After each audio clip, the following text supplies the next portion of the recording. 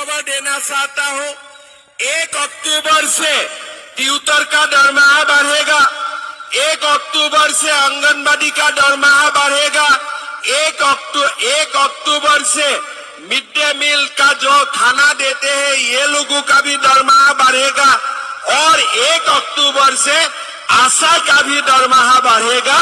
ये सारा काम भी 1 अक्टूबर से हम करने जा रहा हूं। साथ साथ में जो भी प्रोविंशियलाइजेशन का काम बाकी है स्कूल का, ये भी हम जल्दी जल्दी करने के लिए जा रहा हूं। हमारा जो मैट्रिक का एग्जाम देते हैं ना, ये गरीब घर का लड़का लोगों को परीक्षा का आगे नोट खरीदने का पैसा नहीं होते हैं, किताब खरीदने का पैसा नहीं होता है, बोई खरीदने का पैसा नहीं होते हैं। इस बार जो लोग मैट्रिक एग्जाम देगा, जब तक मैट्रिक एग्जाम नहीं होगा, सारे कैंडिडेट्स का बैंक अकाउंट में हर महीना में पढ़ने का खर्च 300 रुपया भेजने वाला हूं।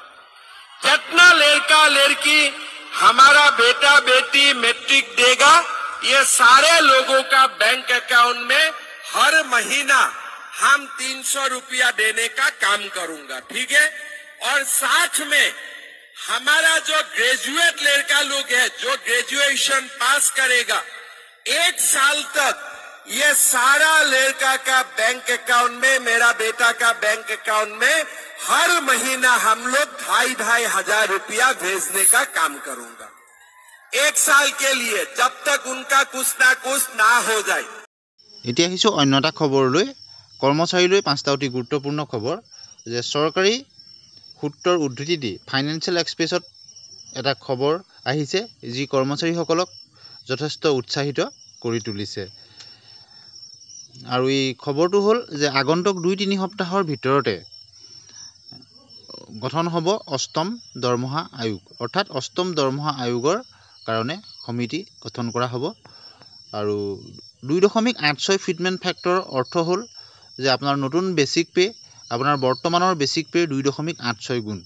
গতিকে যদি 2.86 ফিটমেন্ট ফেক্টৰ হয়, বৰ্তমান আপোনাৰ বেসিক যদি 20,000 টকা হয়, তেন্তে অষ্টম সিপিসিৰ অধীনত আপোনাৰ নতুন দৰমহা কিমান হ'ব?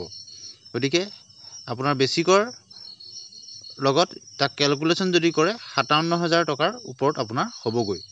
এতিয়া অন্য এটা খবৰ লৈ আহিছো, যিটো কোৱা হৈছে যে জুলাই মাহৰ যিটো ডিএ আৰু ডিআৰ 12%তকৈ অধিক বৃদ্ধি হ'ব নেকি। কিন্তু এনে ধৰণৰ খবৰ আপোনালোকে বিশ্বাস নকৰিব। যদি খুব বেছি বৃদ্ধি হয় 3 পৰা 4% ডিএ বা ডিআৰ হে বৃদ্ধি হ'ব। কিয়নো ডিএ আৰু ডিআৰ বৃদ্ধিৰ ক্ষেত্ৰত যি consumer price index, all India consumer price ইনডেক্সৰ সূচকাংকই প্ৰভাৱ বিস্তাৰ কৰে। গতিকে মে মাহৰ আপোনালোকে যি দৰমহা পাব, সেই দৰমহাৰ লগতে আপোনালোকে শেষৰ ফাললৈ 2% যিটো এৰিয়াৰ আছিলে তাৰ প্ৰথম কিস্তি আপোনালোকে মে মাহতেই পাব আৰু দ্বিতীয় কিস্তি আপোনালোকে জুন মাহত পাব। 2টা ইনষ্টলমেণ্টত দিব।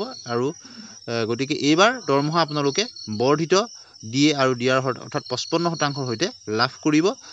গতিকে আৰু তৃতীয় সপ্তাহৰ পৰা আপোনালোকে এৰিয়াৰ সমূহ পাবলৈ আৰম্ভ কৰিব প্ৰথম কিস্তি। গতিকে অত্যন্ত এটা সুখবৰ, এই মাহত আপোনালোকে বৰ্ধিত ডিএ ডিআৰ সৈতে দৰমহা পাব, লগতে শেষৰ ফাললৈ আপোনালোকে এৰিয়াৰ লাভ কৰিব।